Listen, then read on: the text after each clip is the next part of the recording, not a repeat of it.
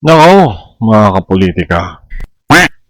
Magandang araw at welcome po uli sa ating politikahan.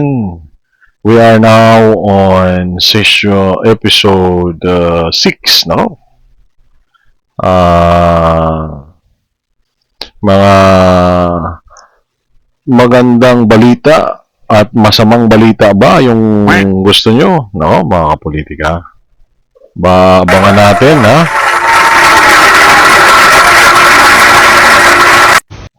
Abangan natin yung mga video at ito ay himayin natin, ha? Mga kapolitika.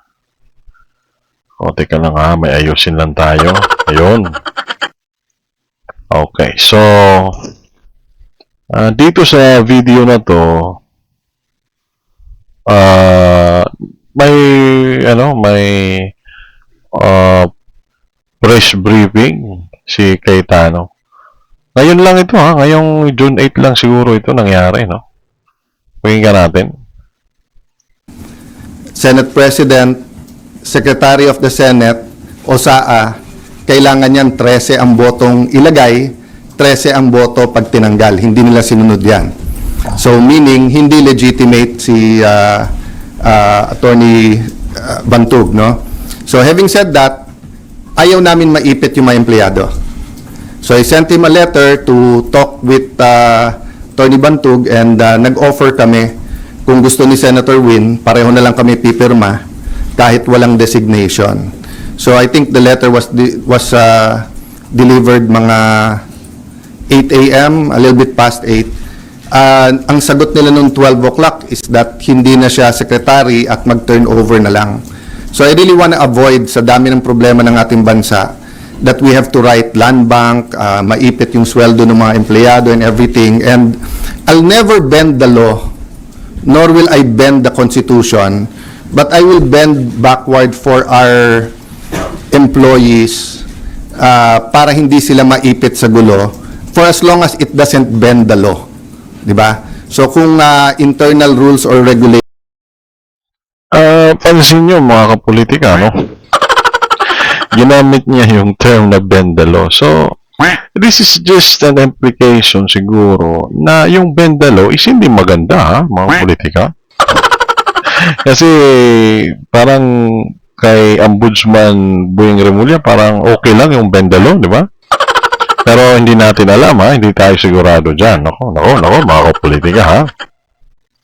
Ang sinasabi kasi dito ni Senate President Alan Peter Cayetano ay siguro tama lang na kalingain mo yung empleyado, di ba, mga politika, kasi syempre lang naman sila, naiipit lang naman sila sa gulo dyan. And ito comment ko lang, hindi ko rin alam kung tama ito, mga kapolitika, ha. Comment din kayo kung sang-ayon kayo, ha. Abay, nako mga kapolitika, ha. Yung yung tinatawag na pag-elect ng mga committee ng 12 senators, hindi raw yun sang-ayon, ha.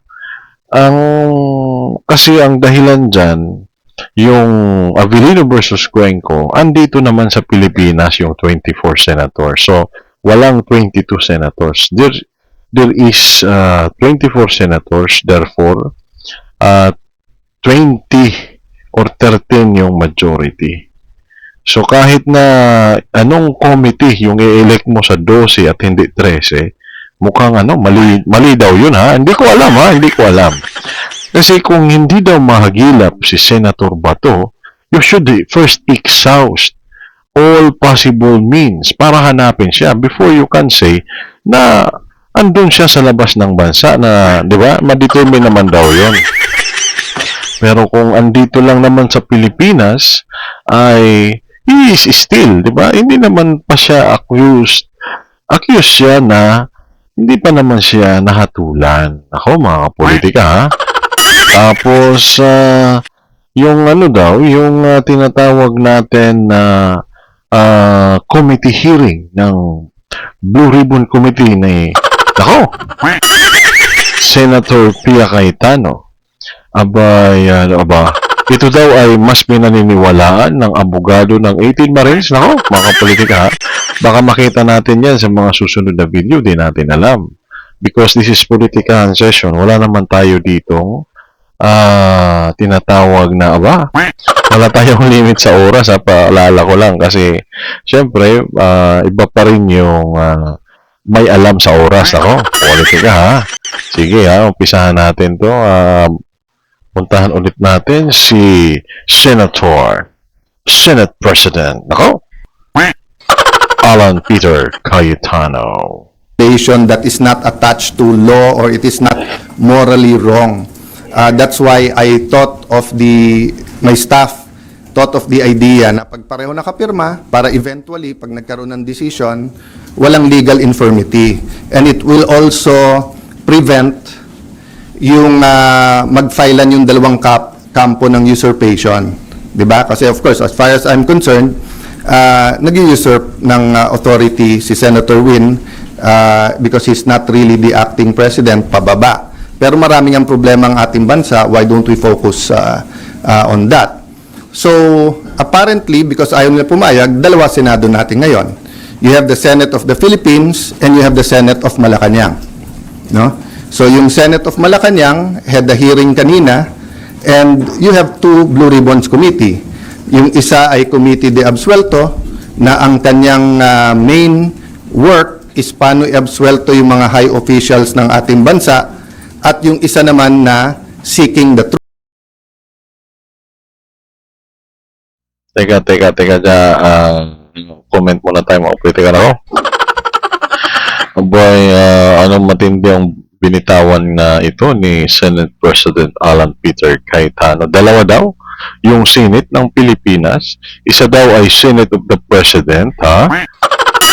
Senate of the Senate of the Philippines. Nako, nagkamali tayo dun, mga politika. At yung pangalawa daw ay Senate of, Malacanang. Totoo ba yan? Abay, nagtatanong po tayo dito, mga politika. Pero, hindi natin alam, no? So, ano yung kwan dyan? Dalawa din yung Dalawa din daw yung Committee on Blue Ribbon, ha? Isa daw yung committee na legitimate at isa daw yung committee de absuelto. Matapang talaga ang mga pahayag na ito. Well, dapat ganun, di ba? Kasi Senate President ka eh. Paubos talaga yung tao mo dyan pag, di ba? Parang ano lang naman natin yan, ha? Mga politika, pag may magalit sa inyo dyan, nako. Truth. So am I saying lahat ng sabihin ng 18 ex-Marines ay completely true? No. What I'm saying is nga, give them a chance. I heard they have other evidence, including videos.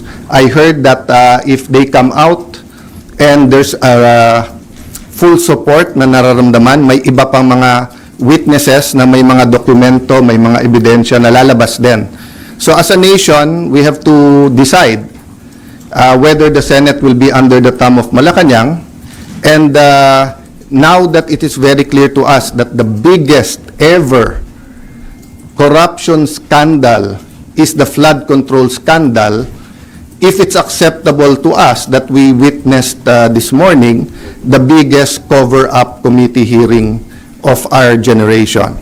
Diba? So, ganun lang kasimple yon. Ano nga naman yan, parang magulo nga yan. Kasi dito, sa kabila, nandun yung 18 Marines. Sa kabila naman, pinifeature nila yung mga mali ng 18 Marines, So, parang pinupuntusan, ganun ba? Hindi natin alam, mga politika. Ang hirap ng sitwasyon na ganito, So, dalawang komite ng Blue Ribbon, kanya-kanya sila, mga politika, babay.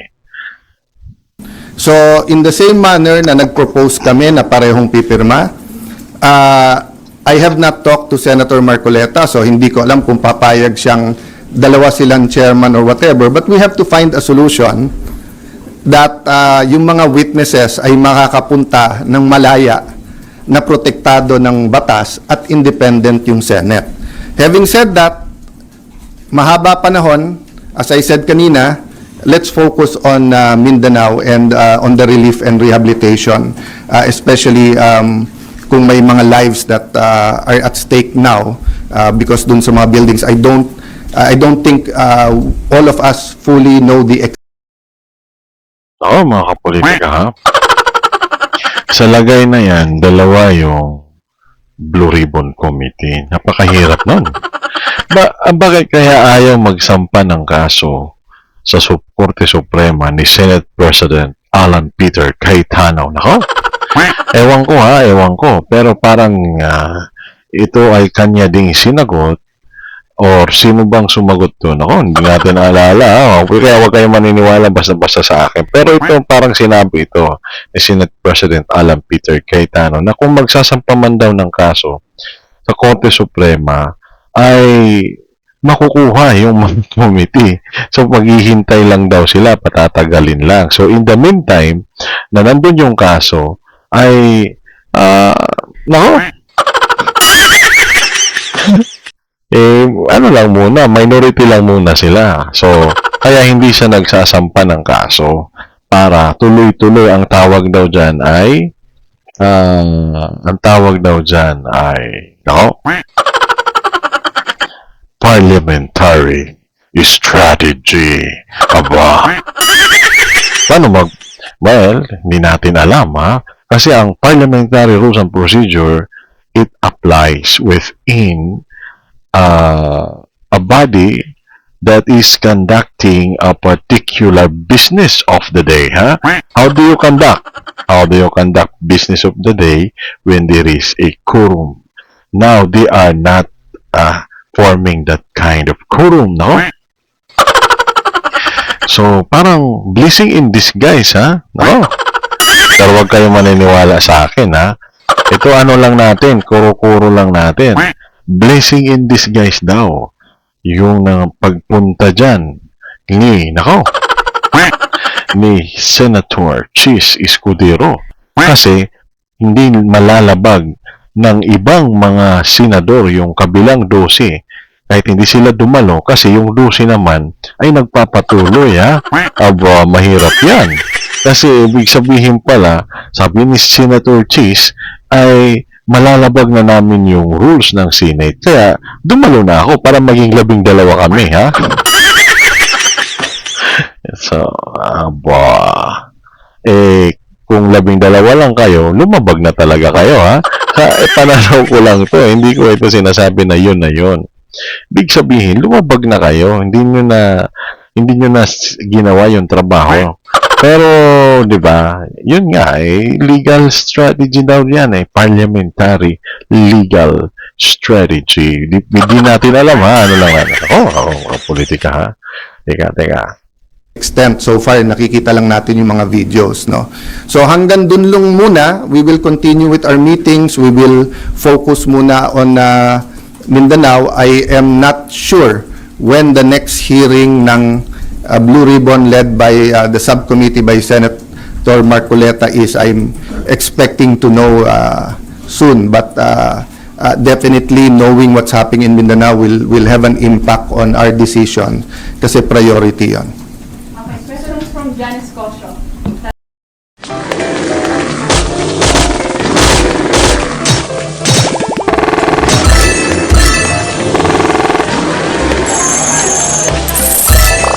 Jane Finder.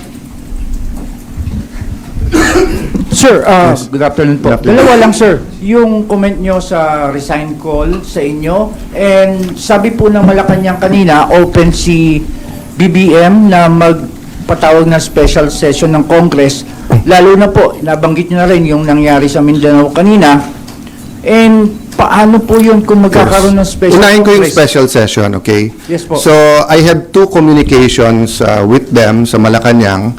And both cases, sinabi nila sa akin, hindi pa handa yung mga bills na gusto nilang ipapasa para dun sa uplift. So, biglang nung nagpalit ang majority, biglang kailangan ng special session dahil may bills na. Actually, kung may official silang bills, dapat na i-file na yon para na-refer na sa committee, di ba? So, sabi nila, inaayos pa nila.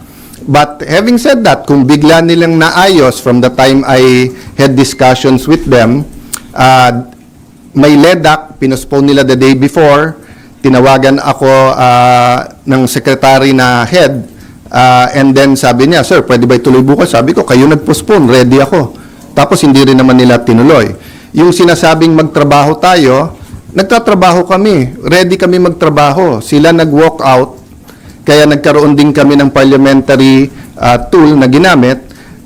Sinasabi ni Senator Lacson paulit-ulit, and I Nako, mga kapolitika, ba?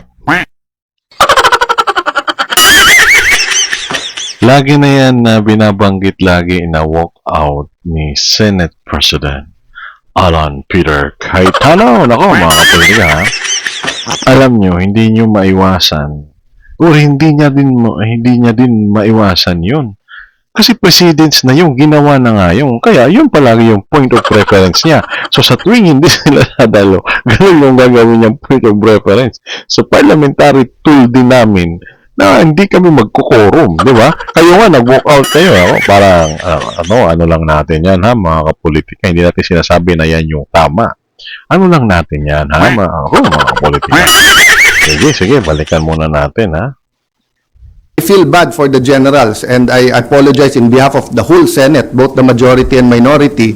But nakita nyo naman, after nila kinonvene illegally ang session, ano bang ginawa nila?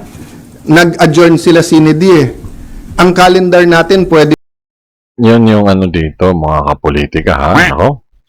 Kasi, itong nagsasalita, Senate President ito. Now, without having a quorum, they cannot do any business. So, mas may bigat yung sinasabi ng Senate President. Doon sa kabila, wala naman eh. Wala silang committee doon eh. Wala silang na-establish. Hindi natin sinasabi na wala talaga kasi di ba gumawa nga sila ng committee. That is in the version of the Senate President. So, sabi natin na talagang Senate President. No? Nako? Pero hindi tayo conforme talaga doon kasi acting nga din si Senate President pro tempore Wen Gatchalian, na sabi naman ni Senator Pia Cayetano, chairman ng Blue Ribbon Committee, mga kapolitika, na hindi pa daw naman patay si Senate President pro tempore Loren Legarda. Bakit siya mapapalitan? Na hindi nga daw 13 ng hindi natin alam, Kaya nga lumabas si Avellino versus Cuenco, mga kapolitika. Magulo, ha? Kaya huwag kayong maniniwala sa pinagsasabi ko, mga kapolitika, mga kapolitika, Di pa hanggang Friday. Hindi naman nila tinuloy yung session ng Thursday, Friday. Sasabi nilang mga gusto nilang ipasa eh. So, ang problema natin sa kabila ay double standard. Iba ang sinasabi, iba ang ginagawa. So, doon naman sa nananawagan na mag-resign, as I said, pag-usapan na lang natin in a few days after yung focus tayo sa Mindanao, but especially yung mga former presidents, yung mga nagkampi-kampi na mga Marcos na rin, papasalamat ako sa inyo sa call nyo na mag-resign ako bilang Senate President kasi ibig sabihin, nire-recognize nyo pa rin ako as Senate President. Kasi kung hindi nyo na ako nire-recognize as Senate President, ba't kayo nananawagan na mag-resign?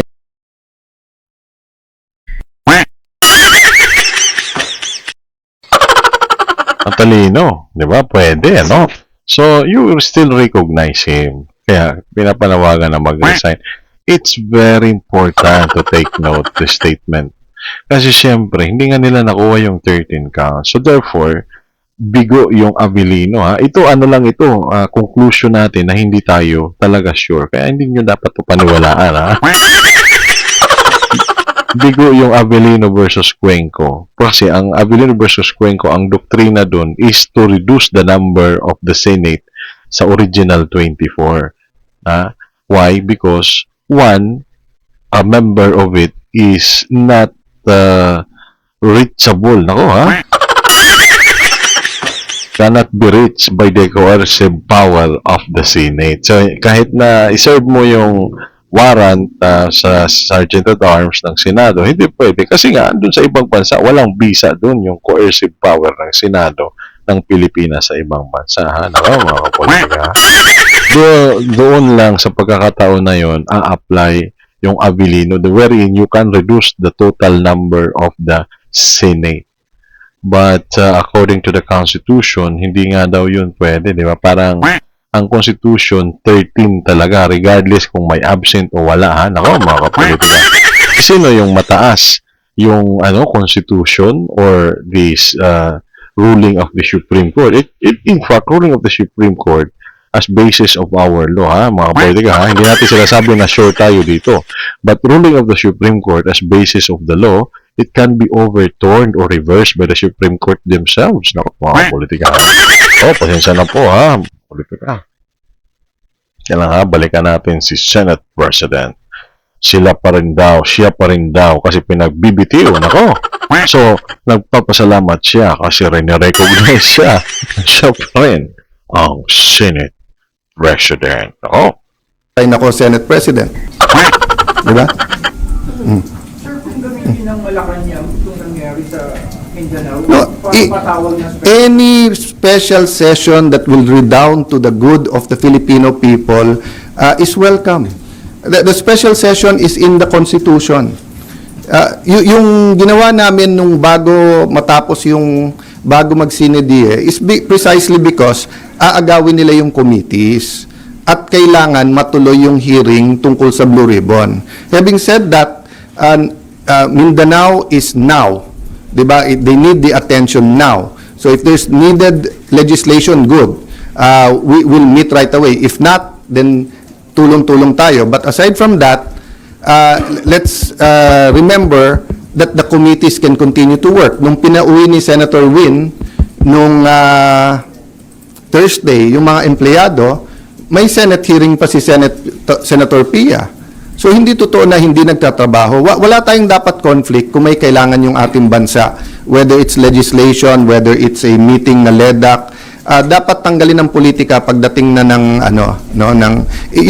I say politika, but it's an issue of graft and corruption. But what I meant is that it's a political issue vis-a-vis a more urgent. They're both important, but what's more urgent? You can postpone a hearing. You cannot postpone a rescue mission. You cannot postpone yung paghatid ng mga relief, di ba? And then, yun nga, hindi natin nararamdaman pa ng husto, pero the economic crisis is here. And every month, until the end of the year, it will get much worse before it gets better. Because nga, tuloy-tuloy ang problema sa Middle East, di ba? So, maraming tinatamaan dyan. Supply chain, presyo ng dollar sa peso, presyo ng diesel at ng gasolina, kakulangan ng fertilizer, taas ng presyo ng fertilizer, desisyon ng Vietnam at saka ng desisyon muna ng India kung bibigyan tayo ng magbebenta ng fertilizer, desisyon ng India at saka ng Vietnam kung magbebenta ng bigas o hindi, desisyon ng Indonesia whether mag-export sila ng coal o hindi. All of these are kumbaga sa relo are moving parts na walang makakahula o makakapredict. So, in that sense, kailangang magtulong-tulong talaga yung ating bansa. Kaya naman nandun pa rin on the plate yung graft and corruption kasi kahit anong plano natin sa economic crisis, kung ninanakaw pa rin yung pera, then mahirapan pa rin tayo lahat. No? Find you in an anthem, write another stand. Jimmy Senate. Sir, Yes. sino po ang tatayong presiding officer sa impeachment trial? At may update po ba kayo sa... As soon as they have 13, walang problema sila na. Okay, so I have to assert because may pinaglalaban tayo. Pinaglalaban ko hindi yung si Alan Cayetano ang Senate President. Ang pinaglalaban Ano kasi yung dyan, yung 13 na binabanggit dito. Nako, mga kapolitika ha. Ba't ba palaging nakatawa yung background na yan? Yung ating So, ang 13 kasi na yan, hindi yan kasi basta-basta nasa Constitution yan. So, it is just right and proper that this is being mentioned by Senator Alan Peter Cayetano. Kasi nga, kung Constitution, regardless of the number, kahit andun pa sa abroad, so yung sinasabi daw ng isang abogado, na na-debunk na yan, kasi nga, yung kaso sa Avellino versus Cuenco, na-debunk na. Kasi regardless, if you are outside the country, the Constitution still maintains the total number of 24. Therefore, there is a fixed 13 majority. Oo ha? Aba. Tama ba yun or mali, ha? Tanong tayo. We have heard these statements. Hindi to sa akin nanggaling. At ngayon, tinatanong natin kung tama yun o mali. Tama ba yun, mali? Mga kapolitika, mag-comment na kayo dyan o kung sino man po yung magaling sa batas. Kindly comment. So, maybe the good Senator, Senate President Alan is just giving a kind of a good a good grasp, a good grasp and hold to his power because it is just right and proper. Tama lang na parang ganon, di ba? Pero hindi natin sinasabi na ganon talaga. Mga politika. Laban natin, ang Senado hindi pwedeng rubber stamp ng Malacanang. Hindi pwede na hindi independent yung Senate. Hindi pwedeng may hearing ka katulad kanina, yung bibig na bumubukas ay senador, pero yung lumalabas na salita galing sa Malacanang. Opo. Ano pong rules sa pagpili ng presiding officer sa impeachment trials? They illegally amended the rules. They illegally had a session, di ba? So in due time, there'll have to be something that will decide, di ba? But in the same manner na ina-assert ni Senator Win na he's the acting Senate President kahit na walang legal basis whatsoever, I have to assert not for myself but for the truth and for the Constitution. But it's still 1 month diba? At hindi kami nakikipag-agawan sa silya doon. So for example, yung Senate Secretary, dapat siya yung ngayon nag-aayos para dyan sa pre-trial. But nagte-take over sila Attorney Bantog. So we're doing it very patiently because nga we don't want the whole Senate to be affected, no? Paano po yun? Kanina si House Secretary General Sheloy Garafil, nagpasa siya ng manifestation ng House Prosecution Team kay Secretary Yes. Bantog, pero hindi niyo po siya kinikilalang SecGen. Yes. Pero ang House Prosecution Team, si SecGen Bantog daw yung kinikilala. That's going to be a problem for at least a few days, maybe a few weeks, because we don't expect naman the Supreme Court to rule right away. But what's the best proof that Malacanang's hand is in this? First, yung pananakot nila sa mga miyembro namin na lumipat, yung offer na wala ng kaso pag lumipat. Second, as soon as nila ginawa, naglabas sila na ang House at ang Malacanang ay dun pumapabor. Di ba? Pwede naman Ako, mahirap pong posisyon yan. Kasi syempre, the Senate President here is mentioning na may pananakot. But how can they prove that, no? So, ito sinasabi pa lang niya. But, these are being mentioned also by Senator Jinggo yata, no? So, parang may ino-offer na, kaya nga nakakulong siya kasi daw, kung lilipat siya, wala nang kaso. Parang gano'n, ano? Hindi natin sinasabi na saktong yun, no? Ano tayo dito, neutral tayo. Pero syempre, sa pahayag natin, sa pahayag ni Senate President Alan Peter Cayetano, yun yung sinusundan natin. Kaya tayo ay nagko-comment, di ba? Mga politika. So, may pananakot ba talaga? Yun yung tanong. Pero ang sagot naman ni Senator Alan, mayroon daw. So, the hands of Malacanang are into this because yun nga, mayroong tinatakot na mga member na para lumipat at baka yun ba yung dahilan? Bakit lumipat si Senator Cheese? Pero hindi naman yan pino-confirm ni Senator Cheese na mga politika.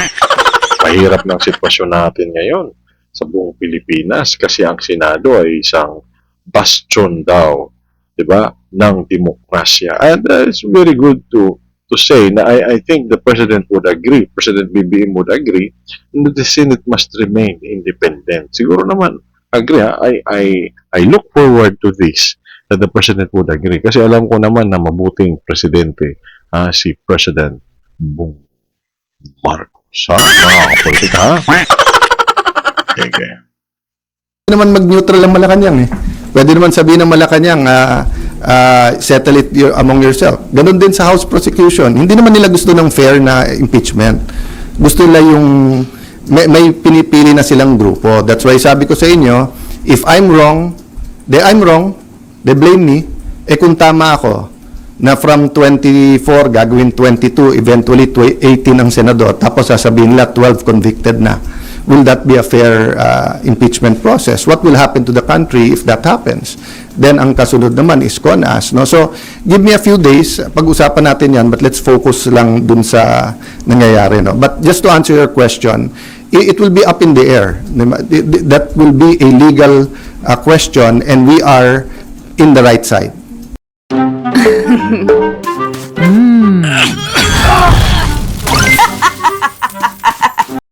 Okay, last question yan. Okay. Sir, may we be clarified, yung arrangement na inaalok niyo po kay Senator Win, na dalawa kayong pipirma, ano po ang response ni Senator Win? Sulat around 12 o'clock na sinasabi kay attorney sa ating Senate Secretary Jose Luis Montales that you are no longer secretary, and that Attorney Bantug, and then that basically sinasabi na sila na. Yun din ang sinabi sa USAA, but hindi first-hand knowledge, sabi chain of command. But wala nga sila sa chain of command eh. Kahit anong tingin mo sa rules, hindi nangyari yon. So yung pagwawala nila at pag-walk out nila kasi hindi pwedeng amendahan daw yung rule na ganun-ganon, binaboy nila yung rules on June 3. Diba? So that it's going to be a lingering question. Sorry, how do you treat that? Hindi pumayag si Sen Win sa arrangement na dalawa kayong pipirma sa documents? And paano po yung sweldo nung You know, it's Senate just like employees? the civil rights movement sa US, di ba? From the Civil War until pinasa yung mga civil rights laws, etc., yung may batas ka, alam mo yung tama. Pero yung inaapi pa rin, yung mga minority, yun yung de facto. Di ba? So, alam naman natin lahat kung ano tama at sinong tama. Pero ang kapangyarihan kasi nasa kanila eh. Sa kanila ang pulis, nasa kanila ang NBI, nasa kanila ang Malacanang. Kaya sabi ko, lahat ng kapangyarihan nasa kanila. Pero katotohanan nasa amin. So, hindi ko pwedeng bitawan yon. Kailangan lumaban tayo doon. Kasi kung hindi, after this, all you have to do is to get one senator plus Malacanang. Hindi na 13 ang kailangan mong boto, 1 plus 1 lang. 1 plus Malacanang. Sir, so you will still sign? Paano yung mga... That is a practical question na hindi mangyayari because nga from the bottom paakyat dun sa office, di ba? Never naman nila sinurrender yung SP office. Hindi ko namang trinethreaten yung mga empleyado, di ba? But sila, inaano nila yung mga empleyado. Yung ginawa ni Senator Erwin, tapos nag-sorry. Bad cop, good cop yun. Sadya yun. I-shock mo na yung mga empleyado, nakakasuhan ka, tawagin mo kung ano-ano, tapos si Senator Win naman yung mabait. So kahit na nag-sorry siya, natanim na yun sa puso ng mga empleyado. Diba? Kaya nga sa akin, sa mga empleyado, it's a matter of conscience. Sir, so you gave up the signing? No, I'm not giving it up. I'm just saying, malamang hindi dumating sa opisina ko yung pipirmahan. But I'm not giving it up. Diba? Kailangan ko i-assert yun. Sir, sorry, ano po ba yung extent ng arrangement na pinopropose po ninyo? Hanggang doon lang sa dalawa kayong magsasign? No, it was a official? first step lang kasi sinabi nila open sila. Hindi naman pala sila open. Diba? Kasi sabi nila ayaw nila ng gulo. Diba? Sabi nila eventually kailangan magsama yung dalawang grupo, one Senate tayo. Diba? But mukhang ang utos ng Malacanang, hindi, kayo lang. Kasi nga alam nila na even if we go to the Supreme Court ASAP, it will take time. So in the meantime, they're buying time until they either get one more member or whatever. How will you assert kung hindi darating sa iyo yung pipirmahan? Basta in any way I can. And it's just like yung example na binigay ko sa'yo, whether it's apartheid, whether it's civil rights, diba? Doon tayo sa tama. Okay, thank you guys. One last.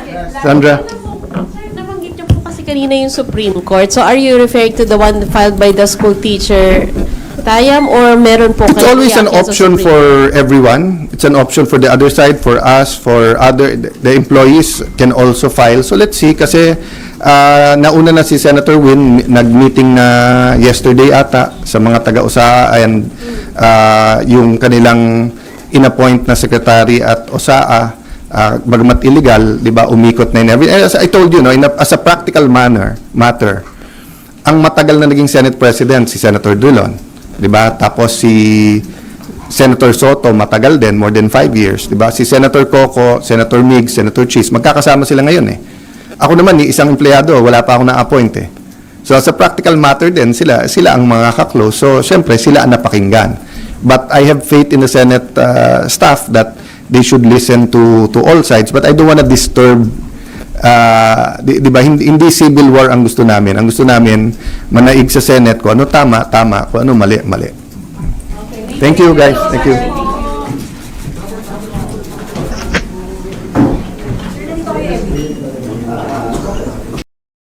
Oh, yan, natapos na nga po yung first briefing ni Senate President Alan Peter Cayetano. Totoo ba na nasa minority na si Senate President? Pero sabi nga niya, kung may 13 na kayo, saka ako bibitawan. Ako, nakapolitika.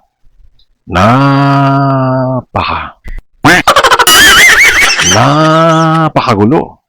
Pero, kasi, ito ako, ano tayo, pumurmal tayo, sa konsepto na tayo para maintindihan talaga natin. Alam naman natin yung politika na lagi nating binabanggit dito, nakabase yan sa human association. Dagdag pa dyan yung nababanggit natin dito na parliamentary rules and procedure. So dito, nahati talaga ang Senado. We do not know kasi this is the first time na talaga nahati na sila completely. No? Even though yung dalawa ay nakakulong yung isa nagtatago, is still the count. Kung doon tayo sa reference na 24, is still 12. The only problem is that kung hindi magjo-join yung dalawang faction, mga kapolitika, mahihirapan sila makabuo ng kasi nga, 13 yung kailangan para makabuo ng may ayaw nung 12 sa kabila, yung masasabi na natin minority kasi technically 10 na lang sila, yung isa nakakulong. But that is not to be regarded as a count, di ba? Kasi ang Supreme Court na mismo yung may sabi na 13 is 13, ha? So kung mayroong bilang na 12, that is unconstitutional. At alam naman natin, pag unconstitutional, mahirap yun. Diba? Kaya nga, they still recognize, si Senate President Alan Peter Cayetano na nagsabi kanina, na nagpapasalamat siya na pinababa siya sa pwesto, kasi they still recognize him as the Senate President. Kasi wala nga silang 13. Now, during the time of Senator Tito Soto, observation natin to, hindi ko sinasabi na ito yung sinasabi ko. This is our observation, mga kapatid. Let us establish that facts, that notion. So, hindi naman napalitan nung 12 pa lang, di ba? So, hindi nag-assert yung 12, kahit nakalahati na sila. So, walang gulo. Ngayon, 13 na sila, hindi napalitan. Nagkagulo ngayon kasi yung mga minority na 11 ay gustong parang 'di ba, hindi natin malaman kung ano ba yung gustong ipakita na hindi na 13, 12 na lang, mga politika. Nagtanong tayo doon, hindi tayo nagsabi na ito tama, ito si Cayetano, ito tama, hindi, wala pong tama sa kanila, mga politika. Ang sinasabi natin, ang number na 30, nandun yun sa Constitution. So it is being regarded as more what is this? Has as a more greater emphasis and ano bang ang tawag dyan? Kahit sa Tagalog, di ko ma-express eh. Mas may bigat yung konstitusyon. Yun na lang, mas madaling intindihin. Mas mabigat yung konstitusyon. Kasi, yun mismo yung konstitusyon na 13. So, regardless if you are outside of the country. Hindi rin tayo sure, ha? Kaya, Mag-research na lang kayo kaya. Huwag na kayo dito makinig. Pero hindi naman. Makinig kayo mga politika. Sinasabi natin hindi tayo sure. Kasi para may ano kayo, may assignment kayo. May pag-aaralan. Pero hindi naman. Nako. Tama na ba ito? Sakto na ba ito? We are already 40 minutes. So, susulat ko lang dito yung ano ko ha. Teka lang ha, mga politika. Pero next video muna tayo habang may ginagawa ko ha. Next video muna tayo ha. Kailangan, asan na yung next video natin? Aba, yun. Yun, next video ba ito? Ito na ba? Ikinagulat ng marami ang sorpresang pagdalo ni Senator Francis Chis Escudero sa nakaraang sesyon ng Senado noong June 3 na nagbigay daan para magkaroon ng quorum kung saan naihalal bilang Senate President pro tempore at Acting Senate President si Senator Sherwin Gatchalian, habang naibalik sa majority block ang mga miyembro ng minority. Sa isang podcast ng senador na inilabas kahapon na nai-record noong June 4, isang araw matapos ang kontrobersyal niyang pagdalo sa sesyon ng Senado, mariing pinabulaanan ng mambabatas ang mga bali-balitang may nakuha umano siyang political favor kapalit ang kanyang pagdalo sa Senate session. May mga usap-usapan na ginawa mo daw to dahil para sa sarili mong interes or sa flood control issues or baka daw may kapalit na maleta or what? Ano masabi niyo ron, sir? Asan? Binigyang diin ni Senator Escudero na sa ngayon ay mayroon pa rin siyang hinaharap na nakabinbing 2 kaso at iginiit na kung totoong may tinanggap siyang pabor, dapat sana ay napawalang bisa na ito. Pero hinaharap namin yun. At walang kinalaman yun dito, sana tigil na. Opo. Ganun pa rin eh. Wala namang pagbabago eh. Kung ano yung sitwasyon ko bago kahapon, yung pa rin ang sitwasyon ko sa ngayon. Umaasa kami sa mga nag-iimbestigang mga ahensya man o sa korte mismo kung isasampa nila yung kaso, mapapatunayan namin ang aming posisyon na wala kaming ginawang mali. Itinanggi rin ng mambabatas na umano'y impluwensyado ng Malacanang ang kanyang desisyon. Wala. Para sa akin, ang posisyon ng palasyo walang kinalaman sa posisyon ng Senado bilang senador. Bakit? Hindi ba masakit sa dibdib na nakita mo nag-adjourn na lang ang Senado ng 3 araw na nandun naman yung mga tao na nagbo-boycott man o protesta man? Di ba?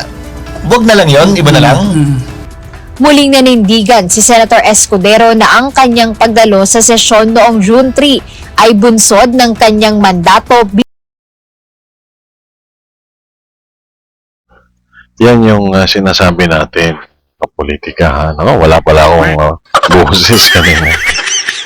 Ang ano dyan, yung politika kasi ng isang politiko, mga politika. Politika ng politiko ito, So, yung sinasabi kasi dyan ni Senator Chis Escudero is nandun yung mga senador pero yung nagbo-boycott, yung nagpo-protesta, yun mismo yung posisyon na ginagawa ng grupo ni Senate President Alan Peter Cayetano. Kaya nga, dahil sa nahati na talaga sila, kaya tinatawag na Cayetano Block, diba? So, dito naman sa kabila, ang grupo naman ni Senator Win Gatchalian. And it is interesting na si Senator Chis Escudero, na galing din siya dyan, napakadali niyang nagbago ng isip. Kasi hindi pa naman tumagal ng binoto nila si Senator Alan Peter Cayetano. Bakit ka lumipat agad? Well, yun nga yung sinasabi natin, politics is an evolving, di ba? Evolving reality. Ako, mga kapatid, Bakit natin nasabing evolving reality? Real na lumipat siya sa maikling panahon, di ba? Nakita naman natin yon, And nag-evolve siya from majority to joining another majority. Nako? Pero yun nga, sabi natin kanina, blessing in disguise daw yun. Kasi nga, para matuloy at hindi sila lumabag, matuloy yung sesyon. Pero walang quorum, di ba? Ewan ko kung may quorum o wala. Hindi natin sinasabing walang quorum. Pero parang walang quorum. Kasi walang 13. Nako? Abo, ikaw naman. Para ka na rin GDS, reaction page, politika. Bakit pa Tracy ka? Hindi po. Wala po. Naku, mga politika. Kung alam nyo lang. Hindi po ako, ang ano po natin dito is constitution. Di ba, we are for the people. Ang mga tao, when you deprive them of their right to be governed by a state run by laws, diba? We must strictly adhere to the rigid and fixed laws set by the parameters of the very people, the forefathers that we have, to have a kind of law which is the Constitution, considered as the fundamental law of the land, currently the 1987 Philippine Constitution. So, pag assert mo na mas mataas ka na sa Constitution, you are now above the law. Napakahirap ng posisyon gano'n, mga kapolitika. Kaya, siguro, inaano din natin, although hindi natin sinasabing sure na sure tayo, itinatanong natin, tama ba yung numero 13 na nandun sa Constitution or mali yung Constitution? Yan siguro yung dapat nating, mali ba yung Constitution? Diba? So, parang yan, mga kapolitika. Parang, paano ka aayon sa mali? So, kung talagang tama ka, doon ka sa tama, para walang reservation. So, maya kung, di ba, kung wala ka talagang kasalanan dyan, edi yung proseso, tingnan mo yung proseso. Kung mali, kung tama. Kung hindi mo susundin yung Constitution, number 1 na mali yun. Ang constitutional na yun, mga politika. Hindi natin sinasabi na ganun talaga. Pero yun yung natin nakikita. Kasi tama naman, nasa constitution talaga. Yun yung dapat susundin. Ako, mga politika. Napadigay tuloy tayo. Ako, tatapusin pa ba natin? Ako. Mahaba kasi yung comment nawawala tayo minsan sa Bilang isang senador, alinsunod sa nakasaad sa konstitusyon. Nagpasa ako na itigil na yung kawalan ng sesyon sa Senado. Hindi pa kami nagsesyon, lalabagin na namin yung provision na yun ng saligang batas. Okay, yun na nga yung sinabi natin kanina. Sinasabi dito na Senator Chis na sa kanilang pagsisesyon, lalabagin na nila yung provision sa saligang batas. Nako? Ang problema, nalabag ba? Kasi wala naman kayong numero 13. Walang quorum. So, nalabag na. Nako, mga kapolitika. So, ano dapat? Ano dapat ang gawin kung nalabag? Pero hindi natin sinasabing nalabag talaga. Kasi, kung ina-assert dito ni Senator Chis na okay siya sa 22, ibang version yon. And that is still to be debated because the Supreme Court can still intervene if someone or kung mayroon na nga bang nagdulog ng problemang ito, ng issue na ito sa Constitution. Di ba dapat meron na pero hindi natin alam. Ito yung problema dito. Pero kung sasabihin ni Senator Alan na will just give away this sige, okay na lang ako, edi wala na. Talagang hindi natin sinasabi na kontrolado na ng Malacanang. Pero, wala na. Nakawala na. Pero ganun talaga wala na. Wala na siya sa kapangyarihan. Parang ganun yung mangyayari. Pero, ang taong bayan kaya, kumusta? No? Nako? Aba.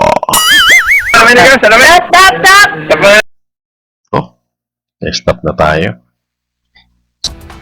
Noong June 3, 12 senador ang present sa sesyon na kinabibilangan ng mga miyembro ng minority bloc at ni Senator Escudero kung saan idineklara ang quorum. Kalinsabay nito. Yun yung doon.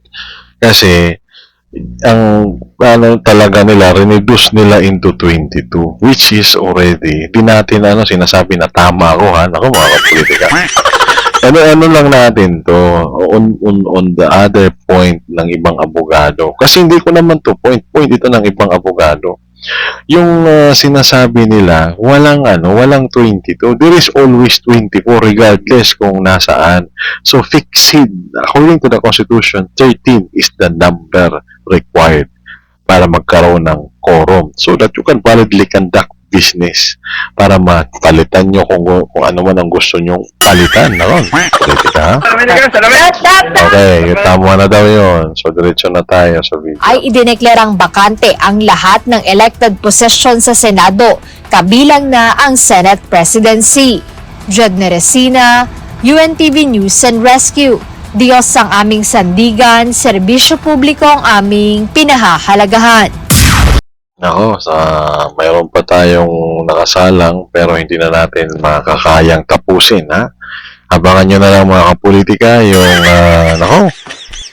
yung sunod na mga videos natin. Meron pa dito, 3 pang videos ito. Kaya lang, hindi na natin ito maihahabol, no?